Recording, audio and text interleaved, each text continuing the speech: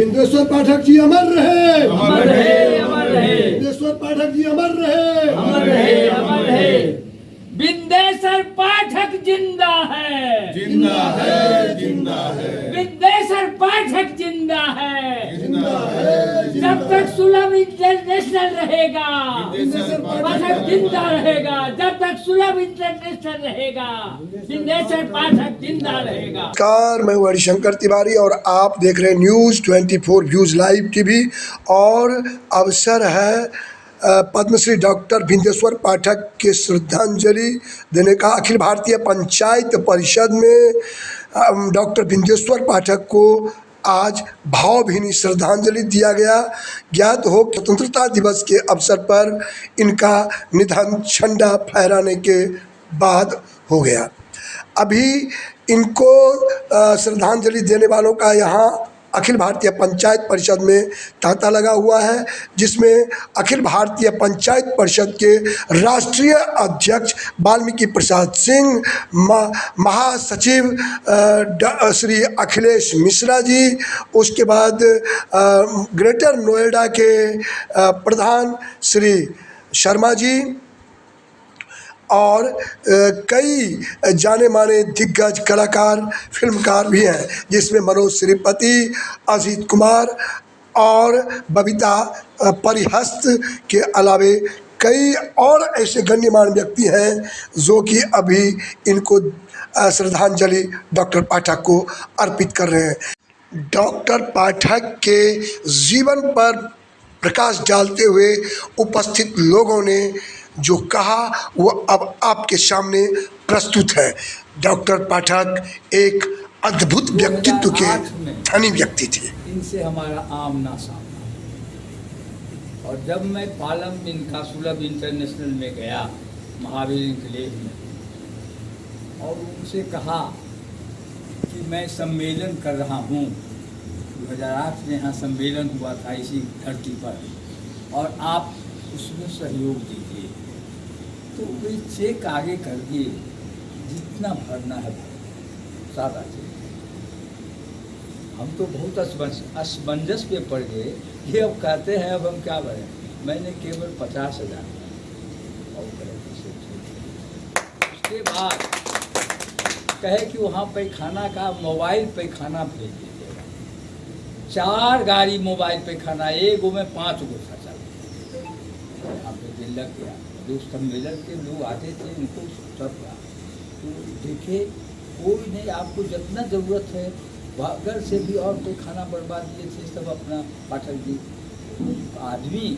तो हमको लगा कि पाठक जी का वह माने व्यू था, संकल्प था, है अगर जिंदगी तो जीत में यकीन कर, है अगर जिंदगी तो जीत में यकीन कर, और है कहीं स्वर्ग तो उतार ला जमीन। तो इन्होंने संताप किया, स्वर्ग को जमीन पर उतार दिया। आज भारत नहीं तो पूरी दुनिया में सुलभ इंटरनेशनल का डंका बजता है। आज भी जिंदा है। 2 चीज सत्य है, केवल जिंदगी में 2 चीज सत्य है। एक मृत्यु, जो आया है वो जाएगा, जिस दिन जन्म लिया तय है कि उसको जाना है। और दूसरा कीर्ति, कीर्ति भी नहीं मरती है। कि हमारे पाठक जी कभी नहीं मरेंगे, कभी नहीं मरेंगे। गांधी नहीं मरे, नेहरू नहीं मरे, सुभाष चंद्र बोस नहीं मरे, गांधी नहीं मरे, गौतम बुद्ध नहीं मरे, रविन्द्रनाथ टैगोर नहीं मरे, राम नहीं मरे, कृष्ण नहीं मरे। कीर्ति कभी मरता नहीं।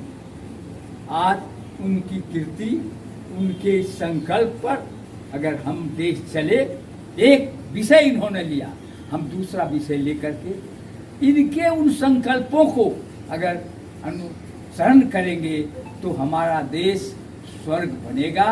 विश्व गुरु था, है और रहेगा। जय हिंद, जय भारत।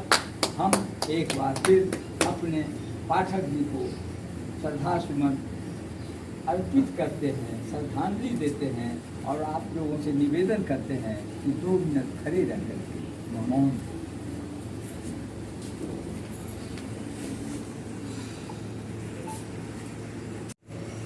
सभी सदस्यगण, आए हुए आगंतुक भाइयों बहनों, बंधुगण, आज हम लोग यहाँ एकत्रित हुए हैं विंध्यश्री पाठक जी के श्रद्धा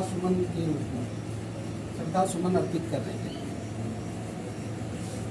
विंध्यश्री पाठक जी एक इंसान नहीं थे, एक विचारक थे। इनकी विचार को इन्होंने धरती पे उतारा। इनके मन में जो विचार था उसको इन्होंने करके दिखाया, जमीन पे उतारा।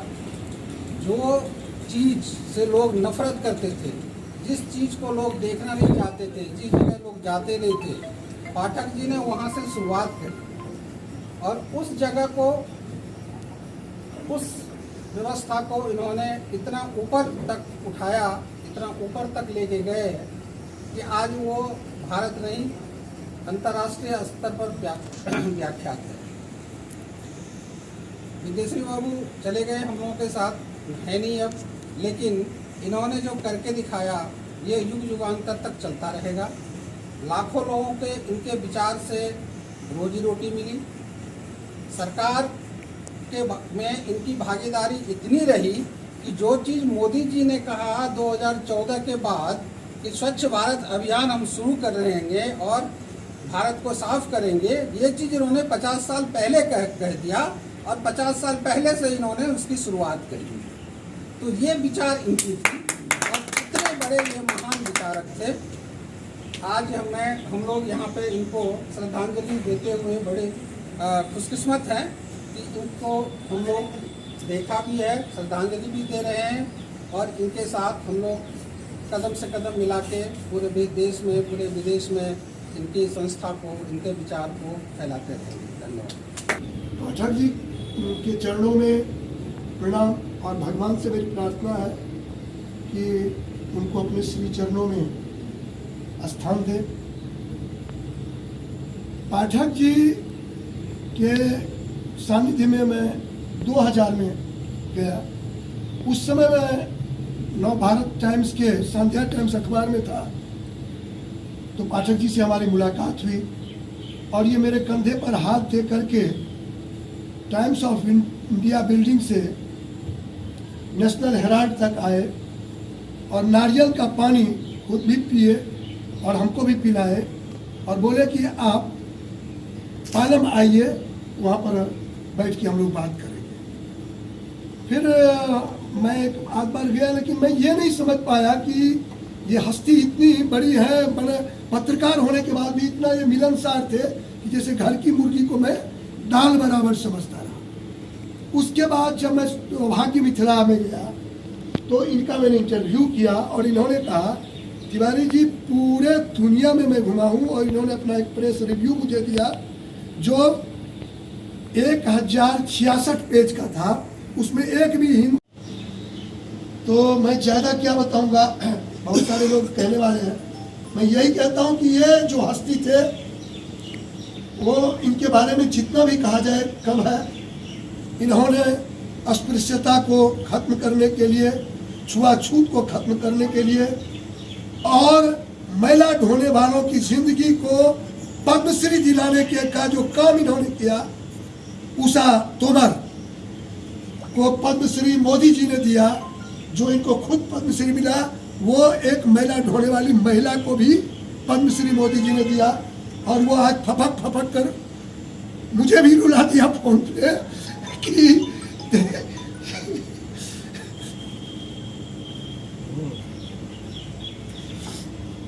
अभी नहीं जाना चाहिए था आपको बहुत बहुत श्रद्धांजलि। भगवान आपको अपने श्री चरणों में स्थान दे। श्रद्धांजलि सभा मना रहे हैं अखिल भारतीय पंचायत समिति परिषद के प्रांगण में।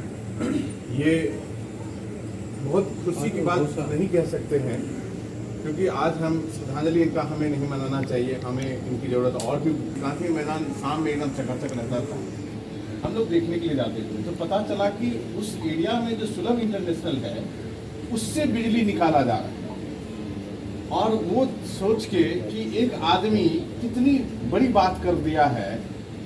और मुझे लगता है कि वो शुरुआती दिन होगा इनका, उस समय ये लोग ये काम शुरू किया होगा, ये किए होंगे। और दूसरी जो एक छोटी सी घटना मैं बताऊंगा कि एक किसी शूटिंग लोकेशन के सिलसिले में मैं उड़ीसा में था, तो वहाँ पे एक सुदूर उड़ीसा में मैं चला गया, संजोग से बस से मुझे जाना पड़ा था। और वहाँ एक जगह है, नाम थोड़ा सा मैं मिस कर रहा हूँ, छोटा सा जगह था, बस आकर के वहाँ रुक गई। वहाँ के बाद मुझे कलकत्ता जाना था, तो 2 बजे रात में मैं वहाँ पहुँचा। तो अब थोड़ा सोचा कि प्रेस को जाऊँ, कहाँ जाऊँ, तो किसी ने बताया कि 5 मिनट सिल्वर इंटरनेशनल है, आपको वहाँ मिलेगा। 10 बजे भी यदि फ़ोन किया तो फ़ोन उठाते थे मेरा, और कभी 11 बजे, कभी दिन में 2 बजे, कभी रात को 12 बजे, तभी मतलब इनके कॉल आती थी। और मैं आपको बताना चाहूँ, इनकी खासियत थी कि यदि इनके यहाँ लोग जाते थे तो मतलब इनके यहाँ 50 लोग, 100 लोग की यदि मीटिंग हो रही है तो खाना स्वयं अपने यहाँ बनवाते थे, और वो भी खाना नॉर्मल बिल्कुल एकदम वो खाना। और इनके यहाँ पे आप कभी जाओ तो जैसे बंदा पीछे बैठा होता है उसको पहले ध्यान देते थे उसकी बात पर, जो पास में बैठा होता है उसको नहीं, जो दूर बैठा है। मतलब इनके सामने गरीब अमीर सब समान थे। कभी भी आप जाते थे को बिल्कुल इनके यहाँ पे कितने लोग जाते थे कि ये चंदा वो चंदा, कभी इनके यहाँ से दरवाजे से कभी कोई खाली नहीं आया। आपके साथ में अगर जिनके साथ में लोग कभी गए, कैसे भी गए, तो इनके यहाँ पे जो उनका मान सम्मान वो ही उस बच्चे का सम्मान होता था। और कभी इन्होंने फूलों की माला का सम्मान नहीं किया, चद्दर और चंदन की लकड़ी का वो बना करके ऐसे सम्मान करते हैं। मेरे पास तो बहुत कुछ समय क्या बोलूं इनका दिया हुआ, आज इनके मेरे पास तो खाली चरण रह गए, कुछ नहीं रहा इनका। और हम सोचेंगे कि कभी इनके पद चिन्हों पर चलने की कोशिश करें। विंदेश्वर पाठक जी तो नहीं बन पाएंगे, मगर इनके चरणों पर हम चलें और इनकी सदा आहुति जलाते रहें। और यही निवेदन है आपसे। और मौका दिया है मुझे, पाठक जी के बारे में थोड़ा बहुत मैं जानता हूँ। और वो भी अगर मैं सच बताऊं तो तिवारी जी से मेरा जुड़ाव काफ़ी रहा है। और इन्होंने एक बार मुझे कहा था कि चलिए विंदेश्वर पाठक जी का इंटरव्यू करना है। कुछ कारणवश मैं नहीं जा पाया, लेकिन तिवारी जी वो इंटरव्यू करके लाए थे। तो इनके बारे में जितनी हमने अभी तक समझ ली, जिस तरह से इनका पारिवारिक स्वरूप रहा, जिस तरह से एक कहानी है इनकी कि ससुर जी ने मना किया कि आप चेहरा मत दिखाइए जब सुलभ की इन्होंने स्थापना की थी, कि आप ऐसे काम को करने जा रहे हैं जिन लोगों को हम अपने बीच में नहीं बिठाते और आप उन कामों को शुरू कर रहे हैं, मेला ढोने वाले लोगों के बीच में आप रहिएगा। तो उस दुर्लभ घड़ी में आज से सोचिए, अभी जब समाज में इतनी सारी चीज़ें हैं, अभी भी लोग छुआछूत भाव में मानते हैं, और ऐसी परिस्थिति में इन्होंने सुलभ को मेला ढोने से लेकर और यहाँ तक का सफ़र जो किया है, यकीनन काबिल तारीफ है। और वजह ये है कि आज हम इन्हें श्रद्धांजलि देने पहुँचे हैं आप लोगों के सानिध्य में। बस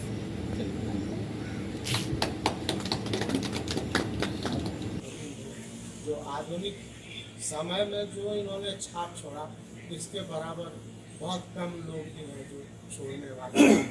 मैं यही मानता हूँ, इनको मैं श्रद्धांजलि देने की कोशिश करता हूँ और ये सोचता हूँ कि इन्हें ईश्वर अपने चरणों में जगह। साथ में 2 ऐसे हस्ती हैं, एक फिल्मकार हैं अरुण ओझा जी और दूसरे श्याम शरण जी हैं, जो कि मांझी जी के पार्टी से हैं, हमसे। और ये लोग आज जो हैं अखिल भारतीय पंचायत परिषद में विंदेश्वर पाठक जी को श्रद्धांजलि देने आए हैं। जी देखिए, पाठक साहब तो हम लोगों के लिए बिल्कुल अनुकरणीय थे और प्रेरणा स्रोत थे। जिस तरह से उन्होंने आज जो प्रधानमंत्री जी का स्वच्छता अभियान है उसको कह लें तो कि वर्षों पहले उन्होंने जीने का काम किया था, और जिस तरह से पूरी दुनिया में उन्होंने स्वच्छता को फैलाने का काम किया, और जिस तरह से स्वच्छता में लगे हुए हज़ारों लाखों उन लोगों के लिए काम किया जो कि एक तरह से अस्पृश्यता के शिकार थे, तो उस ओर जिस तरह से उनका काम करने का अपना एक तरीका था और जिस बड़े विज़न के साथ उन्होंने काम किया वो बहुत ही अद्भुत था। और आज की नई पीढ़ी को उनसे बहुत ही ज़्यादा सीख लेने की ज़रूरत थी कि कैसे एक अस्पृश्य लोगों को भी उन्होंने लोगों के ज़रूरत के हिसाब से जोड़ दिया। तो इसमें वो अद्भुत थे और हम सबों के प्रेरणा स्रोत थे। मेरी तो एक दो बार उनके साथ मीटिंग भी हुई। हम लोगों को और उनका लंबा सानिध्य मिलना था, लेकिन ईश्वर को यही मंजूर था। तो चलिए, जहाँ भी हैं हम लोग उनकी आत्मा के लिए ईश्वर से प्रार्थना करते हैं कि उनको शांति प्रदान करें, और जहाँ भी रहें हम सबों के अभिभावक को चिर शांति। जी एक जाने माने फिल्मकार हैं अरुण ओझा जी, क्या कहना चाहेंगे आप? पाठक साहब का जो कार्य था काफ़ी अद्भुत और सराहनीय कार्य था और हमारे बिहार के लिए तो मतलब समझिए कि आन बान और शान थे बड़ी बात और उन्होंने काफ़ी अच्छा, आज हम लोग काफ़ी जागरूक हुए हैं लेकिन उन्होंने काफ़ी पहले से इस स्वच्छता अभियान से जुड़े रहे हैं और देश दुनिया में अपना अच्छा कार्य करके नाम रोशन किए, जिसके लिए उनको भारत सरकार की तरफ से पद्मश्री मिला था। जी जी जी। पद्मश्री से भी जो भारत का एक सर्वश्रेष्ठ अवार्ड है उससे सम्मानित किया गया। मैं तो ये बोलूँगा कि हमारे बिहार के लिए ये एक सच्चे देशभक्त और उसका उदाहरण हम लोग को लास्ट तक भी देख के गए कि 15 अगस्त के झंडोत्तोलन करने के बाद इनका स्वास्थ्य गड़बड़ हुआ है और उसी दिन ये बात हम लोग के बीच में आई है। तो ये सच्चे सपूत, भारत माँ के सच्चे सपूत ही थे जिन्होंने बिहार से पूरे भारत में एक ऐसा योजना चलाए जो लाखों लोगों को रोजगार के साथ साथ करोड़ों लोग वहाँ से लाभान्वित होते रहेंगे और ये